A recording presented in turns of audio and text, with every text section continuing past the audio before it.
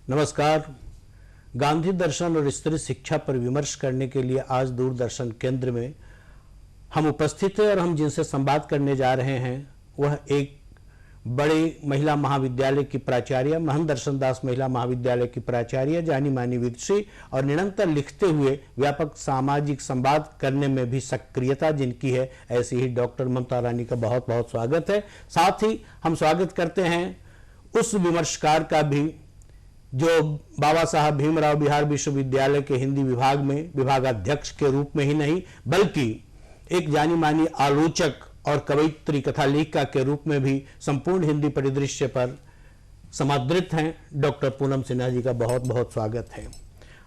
भारत के महात्मा गांधी विश्व पुरुष के रूप में समादृत हैं और गांधी का कितना बड़ा व्यक्तित्व है, बहुआयामी व्यक्तित्व जिसमें व्यापक समाज की चिंता, विचार की चिंता, नैतिकता की चिंता, केवल स्वतंत्र भारतीय स्वतंत्रता संग्राम के इतिहास में ही उनकी महत्वपूर्ण भूमिका नहीं है बल्कि उनके संतत्व और उनके चिंतक रूप से भी समाज को और संसार को कितना लाभ हुआ। इसी का परिणाम है कि उनके जन्म दिवस को विश्व ने अहिंसा दिवस के रूप में मनाने का संकल्प लिया। और आज हम जब स्त्री शिक्षा की बात करते हैं तो स्वतंत्र भारत में गांधी का चिंतन और स्वतंत्रता से पूर्व भी गांधी ने किस तरह से स्त्रियों की दशा का अवलोकन किया, स्त्रियों के बीच जो हिंसा का व्यवहार किया जाता था उसके विरुद्ध उन्होंने अहिंसा का जो अमोघ अस्त्र अख्तियार किया। अहिंसा का सीधा सीधा अर्थ विराट और गंभीर प्रेमिल भावना, और विराट और गंभीर प्रेमिल भावना को अपने सांस्कृतिक वैभव के साथ जिस तरह से स्त्री जीती है। महात्मा गांधी ने कहा भी है कि एक आदमी को पढ़ाओगे तो एक व्यक्ति शिक्षित होगा, एक स्त्री को पढ़ाओगे तो पूरा परिवार और समाज शिक्षित होगा। स्त्री और शिक्षा दोनों अपने आप में गंभीर संदर्भ समेटे हुए हम सीधे सीधे गांधी दर्शन के संदर्भ में गांधी की चिंता केवल राजनीतिक चिंता नहीं है, सामाजिक चिंता भी है, नैतिक चिंता भी है और साथ ही साथ आध्यात्मिक और मानवीय चिंता भी है। आज उनकी चिंताओं को, उनके चिंतन को, उनके विचार को संसार भी आतंकवाद और पर्यावरण के संदर्भ में भी महत्वपूर्ण मान रहा है। मैं सबसे पहले डॉक्टर ममता रानी से सवाल करना चाहूंगा और जानना हम चाहेंगे कि गांधी की स्त्री शिक्षा का जो संदर्भ है, गांधी की स्त्री शिक्षा के जो दर्शन है, उसको आप किस रूप में और किस सामाजिक परिवर्तन के आलोक में देखती हैं? बिल्कुल, गांधी जी विश्वास करते थे विद्या के बारे में। एक उक्ति उन्होंने कहीं लिखा था कि सा विद्या या विमुक्त है, यानी विद्या वह है जो मुक्ति प्रदान करे। भारतवर्ष में आज़ादी से पहले स्त्रियों की जो स्थिति थी, सबको शिक्षा नसीब नहीं था। वो शिक्षा आवश्यक इसलिए मानते थे कि उन्हें लगता था इसी से होकर स्त्री की मुक्ति का मार्ग प्रशस्त होगा। कुरीतियों से छुटकारा, अंधविश्वासों से छुटकारा, वह अपने स्थान को समाज में बना पाए, उसको पहचान पाए, उसके अनुरूप उसका आगे प्रगति उसकी हो। इसलिए गांधी स्त्री शिक्षा को बहुत महत्वपूर्ण मानते थे और वो यह साथ साथ यह भी मानते थे कि स्त्रियों को शिक्षा में पुरुषों की नकल नहीं करनी चाहिए। उनको उनमें इतना सामर्थ्य है कि अगर वो पुरुषों की नकल करेंगी तो उनके अंदर की जो मेधा है वो उन ऊंचाइयों को नहीं छू पाएगा। शिक्षित होकर अपने व्यक्तित्व को वो विराट करे और तभी अंधविश्वास से, शोषण से उनको मुक्ति मिल पाएगी। इसलिए स्त्री शिक्षा के बहुत बड़े पक्षधर थे। साथ ही एक छोटी बात और कहना चाहूंगी कि स्त्री शिक्षा आज जो हम देख रहे हैं हमारे देश में स्किल्ड जॉब पर या उसके प्रशिक्षण पर जो कौशल विकास पर बहुत ज्यादा जोर दिया जा रहा है, ये वर्षों पूर्व गांधी ने इसको देख लिया था, इसका मनन कर लिया था और उन्होंने इसको कहा था कि स्त्रियों को एक किताबी ज्ञान के अतिरिक्त कुछ ना कुछ हुनर का ज्ञान और प्रशिक्षण जरूर लेना चाहिए ताकि दुर्दिनों में वह उसका सहारा बने। तो उनकी यह सोच थी और इसका प्रतिफल अब जाकर के हम समाज में साकार होते हुए देख रहे हैं। स्त्रियां केवल साक्षर ही ना हो बल्कि स्त्रियां अपने कौशल को भी शिक्षा के माध्यम से विकसित करें, अपने हुनर का भी प्रदर्शन करें और साथ ही साथ जीविकोपार्जन की भूमिका में भी शिक्षा का जो महत्व है वह है उनकी आंतरिक क्षमता और उनके कौशल का विकास भी। बहुत अच्छा डॉक्टर ममता रानी ने कहा। और स्त्री की जो महत्वपूर्ण भूमिका होती है परिवार संवारने से लेकर समाज बनाने तक, और हमने कहीं पढ़ा भी है और हमें पता भी है कि नास्ति विद्या समम चक्षु, विद्या के समान कोई दूसरा नेत्र नहीं है। नास्ति विद्या समम चक्षुर नास्ति मातृ समो गुरु, मां के समान दूसरा गुरु भी नहीं है। पहली पाठशाला स्त्री होती है, मां होती है, तो कितनी बड़ी भूमिका हो जाती है एक स्त्री की कि अगर स्त्री निरक्षर है, स्त्री अगर शिक्षा के अर्थ को संपूर्णता में नहीं जानती समझती है, तो वह किस तरह से संस्कार, संस्कृति और अपनी परंपरा का निर्वाह करते हुए अपने बच्चे को एक सही नागरिक के रूप में समाज और देश के सामने प्रस्तुत करेगी। गांधी ने तभी इसका आभास भी किया था, समझा भी था और इसकी व्यापक और पुरजोर पहल भी की थी। डॉक्टर पूनम सिन्हा जी, हम स्त्रियां महात्मा गांधी के ऋणी हैं। सबसे पहले महात्मा गांधी ने ही क्या अनपढ़ और क्या शिक्षित स्त्रियों को घर की चारदीवारी से निकालकर स्वतंत्रता आंदोलन से जोड़ा था। लोग उनसे कहते थे कि आप भेज रहे हैं महिलाओं को पिकेटिंग करने के लिए, लाठियां खाने के लिए, वहां शराब की दुकान पर तो गलत लोग आते हैं। और उन्होंने कहा नहीं, वहां स्त्रियों की ही आवश्यकता है। वो किताबी शिक्षा की बात ही नहीं है, जीवन की शिक्षा से उन्होंने जोड़ा था स्त्रियों को। और इतिहास गवाह है कि पिकेटिंग में जो महिलाएं शामिल होती थी वे सफल होकर आती थी। और पहली बार महात्मा गांधी के कारण स्त्रियों ने कंधों से कंधा मिलाकर पुरुषों के साथ पुलिस की लाठियां खाई, जेल गई और अपनी सारी जिम्मेदारियों का निर्वाह किया। और जो सबसे बड़ी बात उनमें आई, इसके फलस्वरूप उनमें आत्मविश्वास आया। इसके पहले वे अपने को दोयम दर्जे का नागरिक मानती थी। और महात्मा गांधी के कारण उन्होंने सोचा कि कोई ऐसा काम नहीं है जो पुरुष कर सकता है और स्त्रियां नहीं कर सकती हैं। तो इस आत्मविश्वास का बीजारोपण सर्वप्रथम महात्मा गांधी ने ही किया। यह बात दूसरी है कि राष्ट्रीय कांग्रेस में स्त्रियों को का सहयोग स्थानापन्न का सहयोग माना गया और उन्हें कार्यकर्ता की भूमिका में रखा गया और उन्हें निर्णायक पदों पर नहीं रखा गया। और जब महिलाओं ने अपना विरोध दर्ज किया तो महात्मा गांधी ने इस बात को स्वीकार किया। लेकिन उन्होंने एक बात यह भी कही कि सदियों से जो गुलाम होता है उसको जब एकाएक स्वतंत्रता दे दी जाती है तो कुछ देर के लिए उनमें अकबगाहट महसूस होती है कि मुझे क्या करना चाहिए। पुरुष अपने को लॉर्ड समझते हैं, मालिक समझते हैं, स्त्रियां कहीं से उनसे कमजोर नहीं है। लेकिन स्त्रियों को अपना मानसिक पुनर्गठन करना होगा, क्योंकि गुलामी सहते सहते एक गुलाम का भाव स्त्रियों में आ गया है।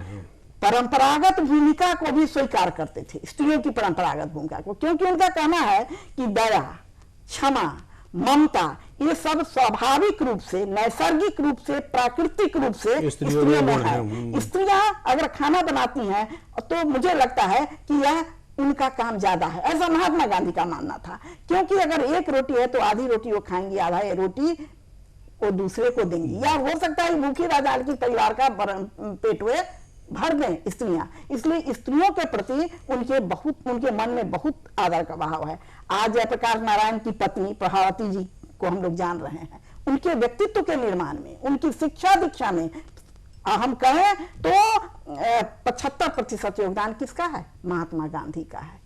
और उन्हीं के साहचर्य में रखकर उन्होंने उस कम उम्र में ब्रह्मचर्य व्रत धारण कर लिया, महिलाओं को शिक्षित करने का काम किया, पटना में चरखा आंदोलन उन्होंने चढ़ाया और लगातार वे सेवा भाव में लगी रही। और अंत तक जयप्रकाश नारायण जी की सेवा जब तक वे जीवित रही उन्होंने की, उसका अप्रतिम। गांधी जी ने तो अपने आश्रम में भी अपनी पत्नी कस्तूरबा को भी स्त्री शिक्षा से जोड़ा था। बिल्कुल, वो जहाँ कहीं भी गए उनका आश्रम था तो वहाँ बालिकाओं को, आसपास की बालिकाओं को कस्तूरबा पढ़ाती थी। और ये गांधी जी के कहने पर, उनके प्रेरित करने पर ये चीजें होती थी, क्योंकि गांधी जी का यह मानना था कि स्त्रियां जो है वो परंपरा की वाहक होती हैं, उनके कंधे पर परंपराओं को आगे की पीढ़ी तक पहुंचाने जिम्मेदारी होती है। तो उन्होंने स्त्री शिक्षा को तो बल दिया, लेकिन उसका पश्चिमीकरण के वो विरोधी थे। वो कहते थे कि स्त्री शिक्षित हो, लेकिन अपने संस्कारों को, अपनी परंपराओं को लेते हुए बढ़े, क्योंकि उसको पीढ़ियों को संवारना है। तो ये उनकी एक सोच थी स्त्री शिक्षा के प्रति, जिसका कि आज बहुत बड़ा हम देख रहे हैं प्रभाव समाज में, कि आज हर क्षेत्र में स्त्री जा रही है, न सिर्फ शिक्षित हो रही है, बल्कि स्त्रियां तो उन दूर जगहों पर, हिमालय की चोटी पर, एवरेस्ट की चोटी पर इंजन चलाना, प्लेन उड़ाना, तो ये सब जो स्त्री शिक्षा का बीज उन्होंने उस समय बोया था, उसका फल हम आज के इस भारत में देख रहे हैं। गांधी जी स्त्री शिक्षा के संदर्भ में उनका आशय यह भी था कि केवल हम साक्षर न हो, हमारी अंतर्दृष्टि विकसित हो, हम अपना अवलोकन करें और हम अपने दायित्व और कर्तव्य को पूरी ईमानदारी के साथ समझें भी और उसका निर्वाह भी करें।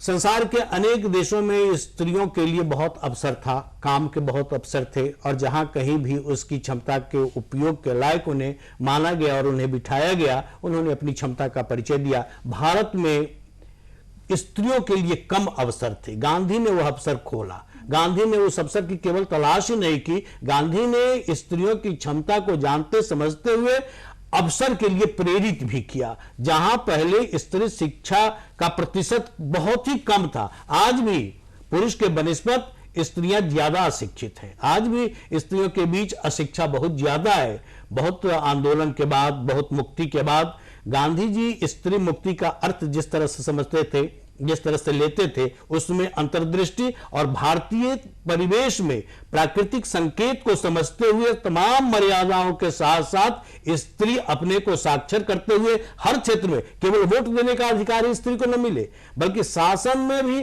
और सत्ता में भी, संसद में भी, विधानसभा में भी, और जहां कहीं भी बड़े पदों पर उसे भेजा जाए तो उस लायक उसका निर्माण भी हो।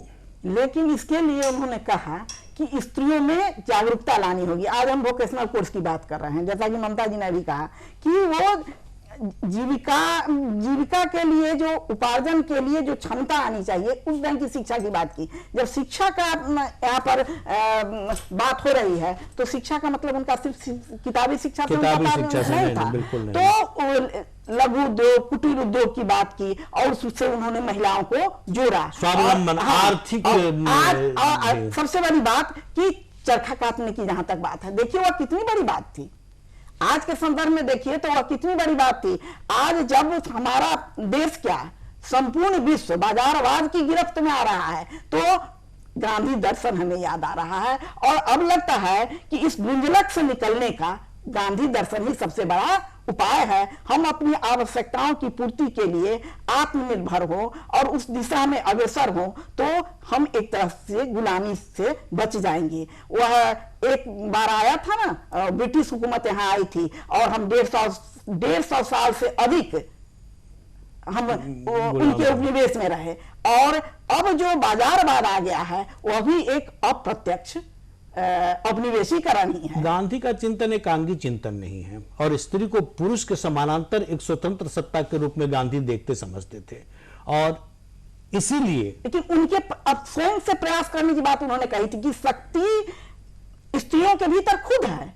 अब स्त्रियों को चाहिए कि वह अपनी शक्ति को पहचाने। जैसे हम किसी चीज में ताला बंद कर दे और चाबी हमारी खूंट में बंधी हुई है, और हम सर्वत्र खोजते रहे कि चाबी कहाँ है, चाबी कहाँ है, और वह चाबी हमारे व्यक्तित्व की चाबी, गांधी जी के अनुसार या बाबा धर्माधिकारी के अनुसार, वो हमारे व्यक्तित्व की चाबी भी हमारे ही आंचल की खूंट में है। आवश्यकता है कि हम उस चाबी का इस्तेमाल अपनी अंतरात्मा को। परंपरागत रूप से स्त्रियां जितनी मानसिक रूप से गुलामी को जी रही थी, अनेक रूढ़ियों से आबद्ध थी, और उन्होंने अपनी उस स्थिति को नियति मान लिया था। गांधी ने उस नियति से उबरने के लिए, उसको उसके यथार्थ से परिचित कराने के लिए शिक्षा की अनिवार्यता पर बल देते हुए, स्वावलंबी बनाते हुए, उसके आर्थिक संपोषण के लिए, उसके नैतिक मनोबल के लिए तमाम संदर्भों पर उनका ध्यान था।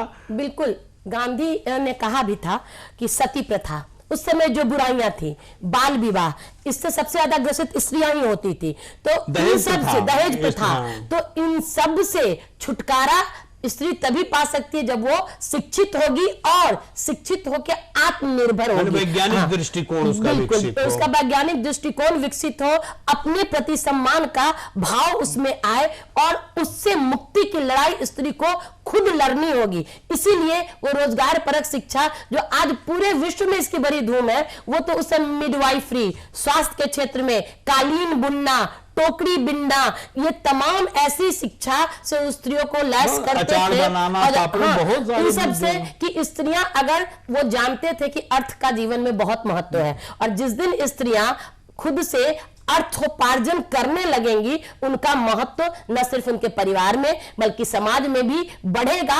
और वो जब बाहर निकलेगी तो कुरीतियों को जब देखेगी, उससे लड़ने की उसमें क्षमता आएगी, क्योंकि वो अर्थ उपार्जित कर रही है, क्योंकि वो शिक्षा से के जरिए समाज को देख रही है, उसका दृष्टिकोण व्यापक हुआ है। तो स्त्रियां अपने उस तमाम शोषण से उबर पाएंगी। इसलिए उन कुरीतियों से भी लड़ने के लिए गांधी जी ने कहा कि शिक्षा ही स्त्री का वह हथियार है जिससे वो उन कुरीतियों के जड़ों को काट करके खुद को आजाद करेगी। लड़ाई खुद उनको लड़नी है, हाथ में उनके शिक्षा का औजार थमाने की वकालत गांधी ने की। न सिर्फ वकालत की बल्कि वैसे अवसर उन्होंने उस समय की औरतों को मुहैया करवाया, उनको चारदीवारी से निकाला और समाज की मुख्य धारा में जोड़ने का श्रेय गांधी जी को जाता है।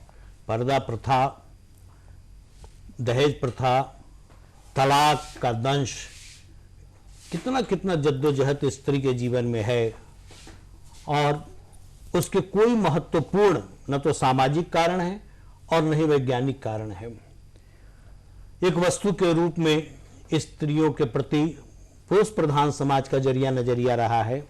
गांधी ने तमाम प्रथाओं, दुष्प्रथाओं से और संकीर्णताओं से मुक्ति के लिए स्त्री शिक्षा की अनिवार्यता पर बल दिया, और स्त्री शिक्षित होने के बाद ही दहेज के विरोध में आवाज उठा सकती है अपने घर को संवारने के लिए, क्योंकि वे शिक्षित होंगी तो अपने बच्चों को भी शिक्षा की सही दृष्टि दे सकेंगी, उसके भीतर मानवीय संवेदना पैदा कर सकेंगी।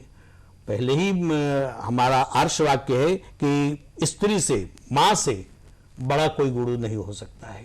यह तो हमारी भारतीय अवधारणा है, लेकिन आज जो शिक्षा की अवधारणा है वह वैश्विक अवधारणा है। उसमें परिवार टूट रहा है, परिवार विखंडित हो रहा है। इसलिए आज के समय में जोड़ने का काम तो स्त्री करेगी ना। तो आज के समय में शिक्षा के साथ जो गांधी जी ने संस्कार की बात की थी और परंपरागत भूमिकाओं के निर्वाह की बात की थी, वह कितना प्रासंगिक है इसको हम और आप अनुभव कर सकते हैं। जो रेडिकली स्त्री विमर्शकारी हैं, उनको गांधी जी की जो अवधारणा है स्त्रियों के प्रति या स्त्री शिक्षा के प्रति, वो कहीं ना कहीं से परंपरागत लग रही है। लेकिन सही जीवन जीने के लिए और परिवार नहीं टूटे, परिवार विखंडित नहीं हो, हमारा परिवार बचे, हमारा समाज बचे, हमारा देश बचे, इसके लिए आज भी जो शिक्षा संबंधी अवधारणा है महात्मा गांधी की, वह सुखी जीवन जीने के लिए वही अवधारणा स्पष्ट है। देखिए, शिक्षित स्त्रियों को शिक्षित होने के साथ उन्होंने एक और शब्द कहा था कि उन्हें उत्तरदायित्व तो लेना होगा।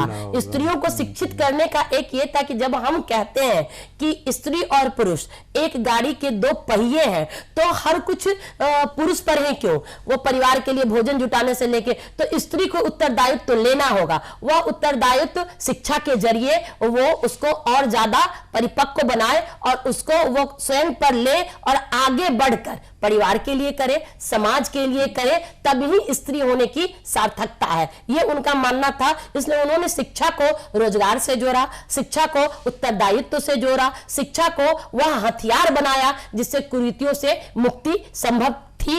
इसलिए शिक्षा, स्त्री शिक्षा पर उन्होंने इतना बल दिया और उसका हम देखते हैं कि जो नव भारत का निर्माण हुआ है, गांधी जी के उसी स्त्री शिक्षा के प्रति जो सोच थी, उसी का यह परिचायक नव भारत है, जिसमें आज वित्त जैसा मंत्रालय स्त्री संभाल रही है, जिसमें रक्षा जैसा मंत्रालय स्त्रियां संभाल रही है, जहां अंतरिक्ष में स्त्रियां जा रही हैं। तो उसका कहीं ना कहीं उसकी शुरुआत गांधी के दर्शन में, स्त्री शिक्षा के दर्शन में है।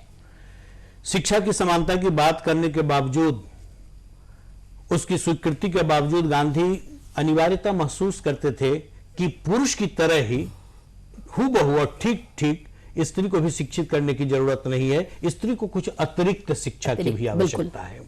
स्त्रियों के लिए कुछ अतिरिक्त दृष्टि देने की जरूरत है, उनके भीतर अतिरिक्त साहस भरने की जरूरत है, क्योंकि उन पर जो भार है वह परिवार का ही नहीं है, भविष्य का ही नहीं है, समाज का, देश का भी, और निर्माण का है, सृजन का है, गढ़ने का है, क्योंकि स्त्रियां गढ़ती हैं, परंपरा की भी रक्षा करती हैं, समकालीनता पर भी उनका ध्यान रहता है और भविष्य का भी निर्माण करना पड़ता है। कहा जाता है कि लम्हों ने खता की सदियों ने सजा पाई, यहाँ तो सदियों ने खता की और सदियों ने सजा पाई। तो महात्मा गांधी सबसे अधिक इस बात को शिद्दत से महसूस करते थे कि अगर स्त्रियां कहीं से पुरुष से पीछे हैं तो इसमें स्त्रियां दोषी नहीं है, वे परिस्थितियां दोषी हैं, सामाजिक संरचना वो सामाजिक संरचना तो दोषी एक है। जगह उन्होंने कहा कि अगर मैं स्त्री होती तो मैं पुरुषों को रिझाने के लिए श्रृंगार नहीं करती। हाँ, तो मैंने हम अपनी आंतरिक शक्ति और अपनी शक्ति का परिचय देते हुए उसके सामाजिक सौंदर्य और आंतरिक शक्ति को विकसित करने की बात। आप स्थापित हैं और कोई स्थापित नहीं, स्थापित होने के लिए संघर्ष कर रहा है, तो दोनों की स्थितियों में अंतर होगा। तो उसको आप अंडर एस्टिमेट नहीं कर सकते हैं कि ये तो हमसे पीछे है, क्योंकि आपको बना बनाया मार्ग मिला है और स्त्रियों को अपना मार्ग खुद बनाना था और तब उस पर आगे बढ़ना था। इस बात को महात्मा गांधी शिद्दत से महसूस करते थे, इसीलिए वो विशेष शिक्षा की बात करते थे। स्त्री को पुरुष से अलग शिक्षा मिलनी चाहिए, विशेष शिक्षा, क्योंकि उनको एक तरीके से वो इन तमाम चीजों से जूझने के लिए तैयार कर रहे थे। तो जैसे हम कमांडो ट्रेनिंग देते हैं तो उसकी ट्रेनिंग एक आम सैनिक की ट्रेनिंग से अलग होती है। क्यों? क्योंकि उसको दुरूह कार्य करने हैं। तो वो मानते थे कि आने वाले समय में स्त्रियों के कंधे पे बहुत बड़ी जिम्मेदारी होगी और वो एक निर्माता है, वो पीढ़ियों को रचती है, तो इसलिए उसकी ट्रेनिंग कमांडो ट्रेनिंग होनी चाहिए। इसी के तहत उन्होंने उसको एक विशेष शिक्षा की उन्होंने वकालत की कि न सिर्फ किताबी ज्ञान, व्यवहारिक शिक्षा, रोजगार परक शिक्षा, एक विशेष शिक्षा स्त्रियों को मिलनी चाहिए। उन्होंने जोर दिया था कि ज्यादा से ज्यादा बालिका विद्यालय बिल्कुल स्थापित किए जाए। बिल्कुल वो स्त्रियों को स्त्री जेंडर गैप की दृष्टि से नहीं देखते थे, वो मानते थे कि स्त्रियां भी मनुष्य है, ठीक उसी रूप में जिस ढंग से पुरुष मनुष्य है। आज इस 21वीं सदी में भी यह स्वीकार करने में पढ़े लिखे लोगों को भी बहुत दिक्कत है, आज के समय में भी। और उस समय महात्मा गांधी ने स्त्रियों को ठीक वैसा ही मनुष्य माना जैसा कि उन्होंने पुरुष को माना, और वह स्त्री है इसलिए वह दैन दर्जे की है ऐसा उन्होंने नहीं कहा। लेकिन वे जानते थे कि यह सब तब समझेंगी स्त्रियां जब उन्हें जीवन के इसको मेन स्ट्रीम कहा जाता है, मेन स्ट्रीम से जोड़ा जाएगा और सही ढंग से उन्हें शिक्षा दीक्षा मिलेगी, सही ढंग से उनको संस्कारित किया जाएगा। क्योंकि उनको अलग से विस्तृत रूप से शिक्षा की आवश्यकता इसलिए थी क्योंकि कहीं ना कहीं से वे गुलाम मानसिकता में जी रही थी, स्त्री होने की मानसिकता में जी रही थी, स्त्री होने के कारण अपने को पुरुषों के अधीनस्थ मान रही थी। इस बात को गांधी जी समझते थे, इसलिए वे जिस शिक्षा की बात करते थे उस शिक्षा में रोजगार परक शिक्षा भी थी, संस्कार परक शिक्षा भी थी, नैतिक शिक्षा भी थी, ये सारी बातें आ रही थी उनके शिक्षा दर्शन में। गांधी जी के स्त्री शिक्षा दर्शन के पीछे सीधा सीधा उनका उद्देश्य केवल स्त्रियों को साक्षर करना नहीं, स्त्रियों की अंतर्दृष्टि को विकसित करना भी है, उनको नैतिक रूप से उनके मनोबल को बढ़ाना भी है, साथ ही साथ आर्थिक रूप से वे स्वावलंबी हो सके, इसके लिए भी उनका ध्यान है। और समग्रता में स्त्री अपने को एक महत्वपूर्ण विकास की इकाई मानते हुए, पुरुष के समानांतर एक स्वतंत्र सत्ता मानते हुए, अपनी तमाम क्षमताओं का अवलोकन करते हुए पूरे आत्मविश्वास के साथ जागृति के लिए भी शिक्षा की अनिवार्यता महसूस करते थे। और जहां कहीं भी उस शिक्षा के बाद भी या वैदिक काल में भी हम देखते हैं, जब भी भारतीय स्त्री को या संसार के स्त्रियों को उसकी क्षमता के अनुसार अवसर उपलब्ध कराया गया है, उन्होंने अपने प्रतिभा का और अपनी कार्य क्षमता का बड़ा परिचय दिया है। भारत में स्वतंत्रता के बाद जिस तरह से स्त्री साक्षरता का प्रतिशत बढ़ा है और आज स्त्रियों का मार्ग जिस तरह से प्रशस्त हुआ है, हर जगह स्त्री अपनी अकूत क्षमता के साथ है, अपने विवेक के साथ है, अपनी मेधा के साथ है, अपनी निष्ठा, अपने विश्वास के साथ है। एक स्त्री परंपरा के साथ वर्तमान और भविष्य तीनों को केंद्र में रखकर चलती है। महात्मा गांधी के दर्शन समग्र मानव दर्शन है, समग्र जीवन दर्शन है और उनके दर्शन में शाश्वत मूल्य हैं। भारतीय ही नहीं, वैश्विक चेतना भी उनके दर्शन में है। आज महात्मा गांधी के दर्शन और स्त्री शिक्षा पर केंद्रित संवाद करने के लिए डॉक्टर ममता रानी, डॉक्टर पूनम सिन्हा जी, आप दोनों आई, बहुत बहुत धन्यवाद। धन्यवाद।